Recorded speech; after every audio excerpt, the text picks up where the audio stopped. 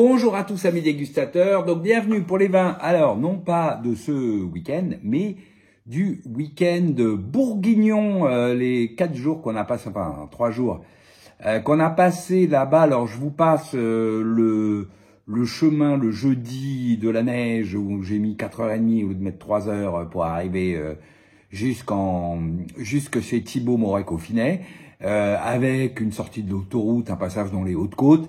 Et autant vous dire qu'une voiture citadine qui ouvre les routes enneigées sur les petites routes des Hautes-Côtes derrière Beaune, comment vous dire, j'aurais préféré vivre une autre expérience. Du coup, en arrivant chez Thibaut, pour ceux qui connaissent, à Chassagne-Montrachet, il y a une jolie montée comme ça, donc j'étais stressé à me dire, mais jamais je vais monter si ça n'a pas été déneigé, s'il n'y a pas une trace, s'il n'y a pas quoi que ce soit. Finalement, heureusement, j'arrive à peu près entier jusque chez Thibaut. Et là, on fait la dégustation. Croyez-moi, j'ai jamais aussi bien goûté le Bourgogne générique de Thibaut, qui tout d'un coup avait ce côté relaxant. Voilà, c'était formidable. Bon, alors, sorti de ça, qu'en est-il de ce millésime 2023, qui est celui qu'on a essentiellement goûté en Bourgogne? Alors moi j'arrivais avec évidemment les a priori de l'année dernière, en me disant bon ça va douter, je n'attendais pas grand chose en fait, en me disant bon millésime donc pléthorique, gros volume, donc peut-être pas des concentrations incroyables, voilà, j'étais bon, j'en attendais rien de particulier. Et ben ma foi, en tout cas chez les vignerons chez qui on a goûté une fois de plus, ouh quelle belle surprise que ce 2023. Je l'ai trouvé, alors pas spécialement dilué, je l'ai trouvé très équilibré, harmonieux, il est friand. Comment je me dis, ça fait très 2017, quoi, le côté un peu friand, frais. Mais non, parce qu'il y a du fond, il y a plein de crus qui ont aussi du fond. Voilà, donc, ouais, très joli millésime, à tel point que j'en étais même à me dire, mais c'est presque plus équilibré que, évidemment, un petit peu moins solaire, un petit peu plus classique que le 2022, tout en étant très beau. Alors, je ne sais pas, je ne sais pas. Voilà, en gros, enfin si, ce que je sais, c'est que c'est très bon. Et si je devais le rapprocher, je dirais que c'est un 2017 qui a du fond, peut-être un 2015 qui a de la fraîcheur, plus d'équilibre. Un 2019 moins dense, moins concentré, moins voilà. En tout cas, un millésime tout en équilibre, tout en longueur de la bouche. Ouais, c'est très joli. Alors, à voir après, puisque là, la plupart des bouteilles étaient donc sous-tirées, donc remontées en cuve.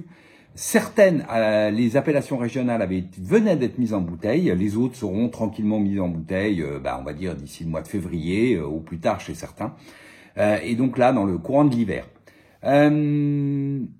Ensuite, qu'est-ce qu'on a bu? Alors, on a fait des dîners, généralement on fait des gros dîners le soir au gîte, et on a bu. Alors d'abord, tout se goûtait très bien, comme quoi les jours neigent, c'est formidable pour faire des dégustations de vin, puisque aussi bien vendredi soir que samedi soir, et les vins se sont merveilleusement goûtés. On a eu que 2 bouteilles bouchonnées, et le reste surtout goûtait très très bien, était très expressif. Et on a bu quelques sacrées bouteilles. Je vous donne mon top, 3. Je vous encourage à le lire sur le blog. Évidemment, j'ai fait tout le compte-rendu, des visites des domaines, des dîners. À commencer par, en top 1, cette merveilleuse ou ce merveilleux Chambol Musigny, Les Amoureuses de Grosfier 2008, qui m'a scotché. Et comme disait Stéphane, le généreux donateur, au moment où on est en train de déguster, à un moment, il dit, en me regardant, il dit, bah, tu vois, c'est quand je vois ta tête en train de déguster qu'on est content de partager ce genre de vin. Parce qu'effectivement, le vin est juste magnifique. Toute la complexité, on dirait pas du tout 2008, c'est très friand, il y a beaucoup de volume, les tanins sont veloutés. Voilà, un vin à la Grosfier, quoi, qui peut surprendre, y compris dans ces millésimes dits faibles ou frais ou acides. 2008 n'est pas un grand millésime, beaucoup de fraîcheur. Beaucoup de vins aujourd'hui sont décharnés entre l'acidité, la matière. Là, pas du tout. C'est très harmonieux, des tanins veloutés. J'y croyais même pas, moi. C'est voilà, très beau vin que ce Chambol Amoureuse 2008 de Grosfier. Vin numéro 1 du week-end. Ensuite, en 2, je mettrai un Chapelle Chambertin 2007 de nos amis Rossignol-Trappet, absolument superbe, voilà, qui nous a apporté énormément de plaisir, très jolie complexité, grande friandise et du fond surtout. Donc très beau vin. Et en 3, je suis bien obligé de l'admettre, un Rayas 2003 alors que personne n'a identifié, qui goûtait pas du tout Rayas, mais qui pour ce millésime caliculaire 2003 est surprenant de fraîcheur. Alors par contre c'est un peu doucereux, acidulé, extrêmement gourmand sur la finale, hein, et après c'est un petit côté sucré. Mais quelle élégance, quelle classe dans ce vin, faut bien le reconnaître. Et voilà, et oui, bah voilà, un très beau vin que ce. Alors, moi j'aime pas spécialement les vins de Rénaud. Souvent j'ai beaucoup de reproches à leur faire, mais Rayas par contre, j'aime beaucoup certains millésimes, et c'était plutôt les millésimes très frais, 2002, 2008, 99, 2004. Et là je dois reconnaître que ce 2003, ma foi, c'est la première fois que je le goûtais. Bah, il est, en tout cas sur la bouteille qu'on a bu ce vendredi soir, était absolument, était très joli. Voilà. Après d'autres très jolis vins, un Chambertin Prieur 2010 qui était très très très joli, un Ogier, Stéphane Ogier, Côte-Rôtie, Lancement, ça devait être 2014 je crois, qui était également très très joli. Voilà, d'autres très jolis vins. Je vous encourage à aller voir sur le blog. On a bu de sacrées bouteilles. Hein. J'ai dû mettre au moins 3 18, un 18 et demi, 2 18 et demi, un 19. Enfin voilà, des très très très jolies bouteilles. Merci à tous les copains donateurs.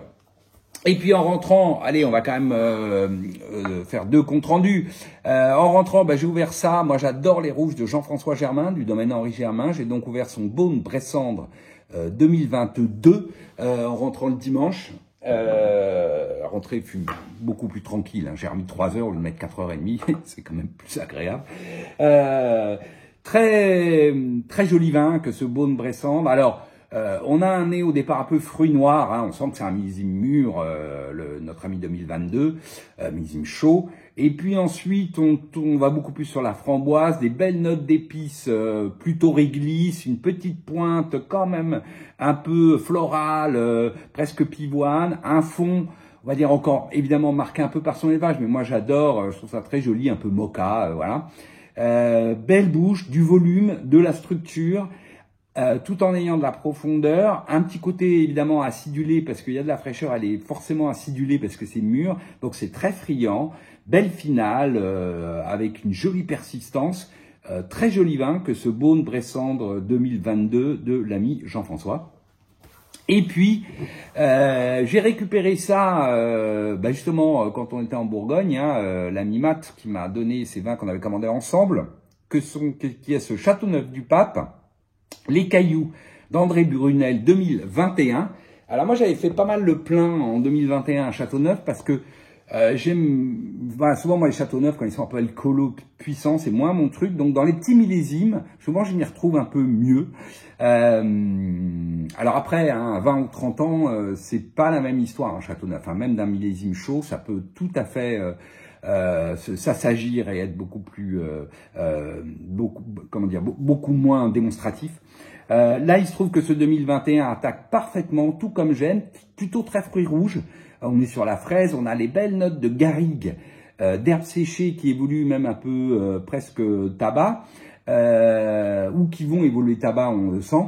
Une petite pointe d'épicerie glisse et un fond pas tellement cacao, plutôt amande, noyau, amande, voilà. C'est très joli, belle bouche, charpentée, les tanins sont fins, alors pas d'une énorme concentration, mais ils sont fins, soyeux. Il y a un petit côté frais, de la fraîcheur, hein, et on n'est pas dans l'acidulé. Et puis une finale qui, une heure après l'ouverture, est fraîche, tonique, et puis une jolie persistance. Mais au bout d'un moment, elle est quand même rattrapée par son origine, par qui il est, ce Châteauneuf. Et c'est vrai que ça devient un petit peu plus lourd la finale, surtout il y a un peu plus d'alcool, on le sent, il y a plus de volume, plus d'alcool.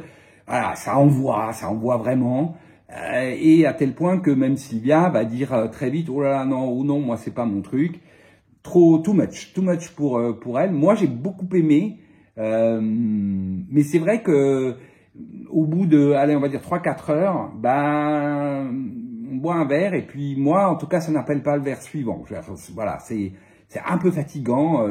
Voilà, c'est pas toujours, c'est les Châteauneuf, bah, qui sont Châteauneuf, quoi. Donc, par moment, c'est tellement démonstratif, ça envoie tellement que, bah, c'est presque un peu écœurant. Voilà.